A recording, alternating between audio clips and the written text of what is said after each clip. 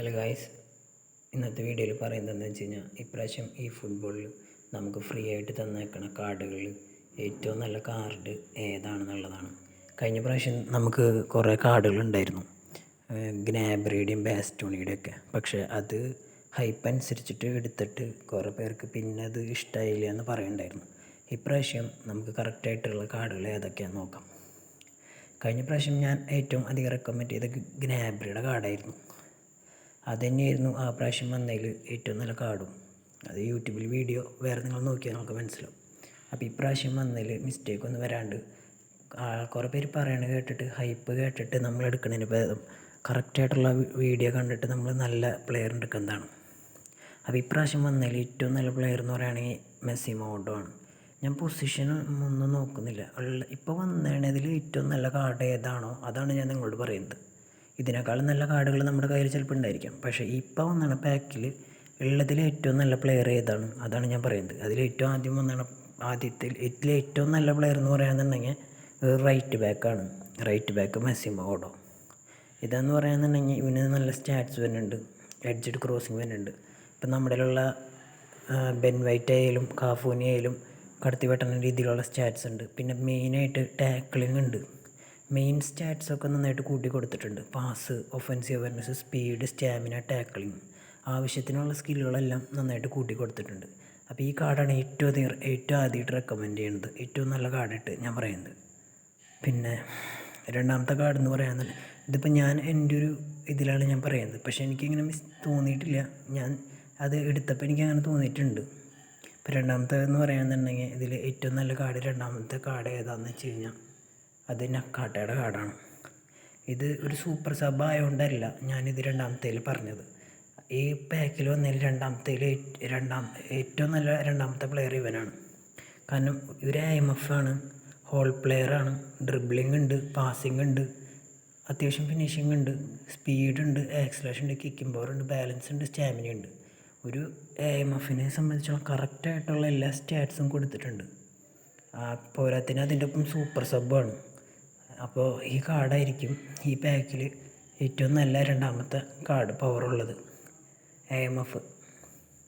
പിന്നെ ഈ ഒഫൻസീവ്നെസ് 79 കുറവാന്ന് തോന്നിക്കുന്നുണ്ടെങ്കിലും അതൊരു കുറവല്ല. കാരണം സൂപ്പർ സബ് അല്ലാതെ ഇറക്കിയാൽ പോലും ഇവൻ നന്നായി കളിച്ചോളും. കാരണം 79 സൂപ്പർ സബ്ബുള്ള വേറെ ഇഷ്ടം പോലെ IMF നന്നായിട്ട് കളിക്കണ വേറെ കളിക്കാരുണ്ട്. അപ്പോൾ ഇതായിരിക്കും ഏറ്റവും നല്ല രണ്ടാമത്തെ കാർഡ്. മൂന്നാമത്തെ കാർഡ് എന്ന് പറയുകയാണെന്നുണ്ടെങ്കിൽ അത് ഓവനാണ്. മൈക്കൽ ഓവനെയാണ് മൂന്നാമതായിട്ട് ഇടുന്നത്. ഈ കാർഡ് എന്ന് പറയുകയാണെന്നുണ്ടെങ്കിൽ നമ്മൾ ബാറ്റിസ്റ്റൂട്ടായിട്ട് കമ്പയർ ചെയ്യേണ്ട ആവശ്യമില്ല. ബാറ്റിസ്റ്റൂട്ടിനേക്കാളും നല്ല കാർഡ് ഓവൻ്റെ കാർഡാണ്. കാരണം എന്ന് വെച്ച് കഴിഞ്ഞാൽ ഈ കാർഡിന് പാസിംഗ് ഉണ്ട്, ബാറ്റിസ്റ്റൂട്ടിക്ക് പാസിംഗ് ഇല്ല. പിന്നെ ഇത് ത്രൂ ബോൾ റണ്ണ് നന്നായിട്ട് ഓടിയെടുക്കുന്ന ടൈപ്പ് കാർഡാണ്. പിന്നെ ബോൾ കൺട്രോളും ഡ്രിബ്ലിങ്ങും ടൈറ്റ് പൊസിഷനും ഉണ്ട്. ബാറ്റിസ്റ്റൂട്ടയ്ക്ക് ടൈറ്റ് പൊസിഷനും ഡ്രിബ്ലിങ്ങും ബോൾ കൺട്രോളും കുറവാണ്. പിന്നെ ബാറ്റിസ്റ്റൂട്ടിനെ അപേക്ഷിച്ച് ഹെഡർ ഈ കാർഡിന് കുറവാണ്. എങ്കിലും ബാറ്റിസ്റ്റൂട്ടിനേക്കാളും നല്ല കാർഡ് ഓവൻ്റെയാണ്. ഓവൻ്റെ കഴിഞ്ഞിട്ട് പിന്നെ ഇതിൽ ഈ പാക്കിൽ ഏറ്റവും നല്ല കാർഡ് എന്ന് പറയുകയാണെന്നുണ്ടെങ്കിൽ അത് ഗിയൂളിയാണ്. ഗിയൂളി സത്യം പറഞ്ഞു കഴിഞ്ഞാൽ ഇപ്പം നമുക്ക് കിട്ടിയ പാക്കിലുള്ള പ്ലെയേഴ്സെല്ലാം പവർ കുറവുള്ള പ്ലെയേഴ്സാണ്. പക്ഷേ ഉള്ളതിൽ വെച്ച് പറയുന്നതാണ് ഞാൻ. അപ്പം നമ്മളുടെ കയ്യിൽ ഇതിനേക്കാളും നല്ല പ്ലെയേഴ്സ് ചിലപ്പോൾ നമ്മുടെ കയ്യിൽ ഉണ്ടായിരിക്കാം. ഫിഗോ ഒക്കെ ഉണ്ട്, നല്ല പ്ലെയർ വേറെ ഫിഗോ ഒക്കെ നമ്മുടെ കയ്യിൽ വേറെ ഉണ്ട്. ഗിയൂളിയാണ് പിന്നെ ഇത് കഴിഞ്ഞിട്ട് ഇത്തിരി നല്ല പവറുള്ള കാർഡുള്ളത് ഇതിൻ്റെ ഉള്ളിൽ. ഗിയൂളി എന്ന് പറയുമ്പോൾ ഇവന് ഡ്രിബ്ലിംഗ് ഉണ്ട്, ഒഫൻസീവ്നെസ് ഉണ്ട്, സ്പീഡ് ഉണ്ട്, ആക്സലേഷൻ ഉണ്ട്. ഫിനിഷിങ്ങിൻ്റെ ഏരിയയിലാണ് ഇത്തിരി കുറവ് വരുന്നത്. പക്ഷേ ഈ പാക്കിൽ പിന്നെ നല്ല പ്ലെയർ എന്ന് പറയുന്നത് ഇവനാണ്.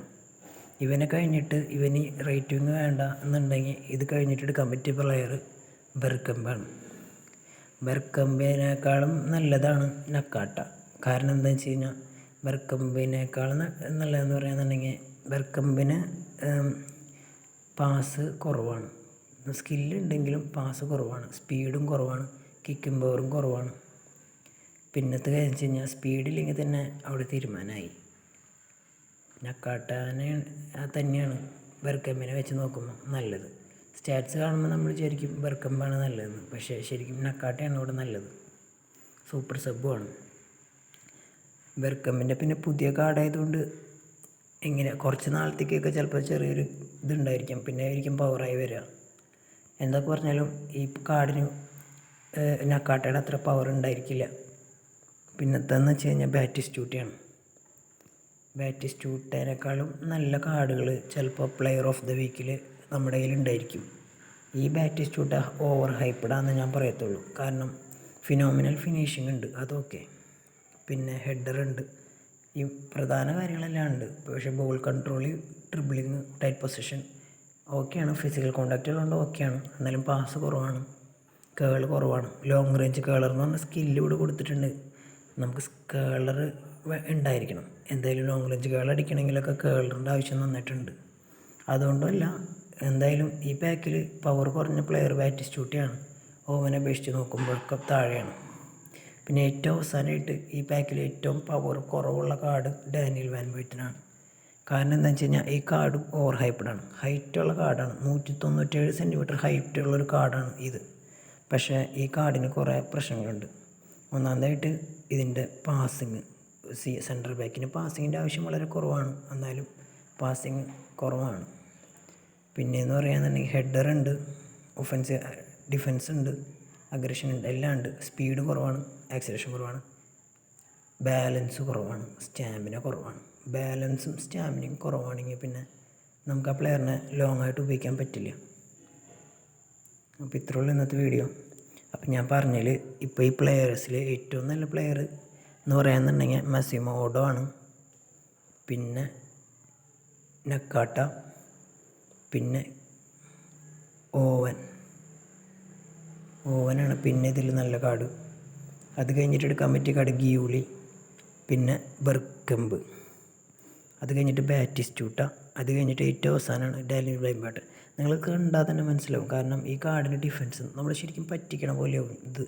കാരണം ഈ പച്ച കളർ കത്തി കിടക്കുമ്പോൾ നമ്മൾ വിചാരിക്കും ഇത് ഭയങ്കര പവറുള്ള കാർഡാണ്. പക്ഷേ ഇതിന് ആവശ്യമുള്ള കാര്യങ്ങളൊന്നുമില്ല. വേറെ സ്പീഡില്ല, ബാലൻസ് ഇല്ല, സ്റ്റാമിന ഇല്ല. ബാലൻസിൽ പിന്നെ സെൻട്രൽ ബാക്കും എനിക്ക് നിൽക്കില്ല. ടാക്കിൾ ചെയ്യാനൊക്കെ ബാലൻസ് ആവശ്യമാണ്. പിന്നെ അപ്പോൾ അങ്ങനെയാണ് കാര്യങ്ങൾ. അപ്പോൾ ഇതിൽ ഏറ്റവും നല്ല കാർഡെന്ന് പറയാമെന്നുണ്ടെങ്കിൽ ഇവനാണ്. ഓൾറൗണ്ടർ കാർഡാണ് ഇവൻ. അപ്പോൾ അത്രയുള്ള വീഡിയോ. അപ്പോൾ താങ്ക്സ് ഫോർ വാച്ചിങ്. വീഡിയോ ഇഷ്ടപ്പെട്ട് കഴിഞ്ഞാൽ ലൈക്ക് ചെയ്യുക, ഷെയർ ചെയ്യുക, സപ്പോർട്ട് ചെയ്യുക. ഞാൻ കഴിഞ്ഞ പ്രാവശ്യം ഇതുപോലെ വീഡിയോ ചെയ്തിരുന്നു. അപ്പോൾ ഞാൻ കരുതിയത് പോലത്തെ റെസ്പോൺസൊന്നും എനിക്ക് കിട്ടിയിരുന്നില്ല. വീഡിയോസൊക്കെ വളരെ ആൾക്കാർ ഭയങ്കര കുറവാണ് കാണുന്നത്. സപ്പോർട്ട് പ്രതീക്ഷിക്കുന്നു. പിന്നെ നിങ്ങളുടെ കയ്യിൽ ഇതിൻ്റെ കാർഡുകൾ കിട്ടിയിട്ടുണ്ടെന്നുണ്ടെങ്കിൽ നിങ്ങളുടെ അഭിപ്രായം കൂടിയും ഷെയർ ചെയ്യുക. അപ്പോൾ അതിനെപ്പറ്റി മറ്റുള്ളവർ കൂടി മനസ്സിലാവും. പിന്നെന്ന് വെച്ച് കഴിഞ്ഞാൽ നിങ്ങളെടുത്ത് കഴിയുമ്പോൾ നിങ്ങൾക്ക് മനസ്സിലാവും, അതായത് ഈ വീഡിയോയിൽ പറഞ്ഞ പോലെ തന്നെയാണോ എന്ന്. അങ്ങനെ താങ്ക് യു.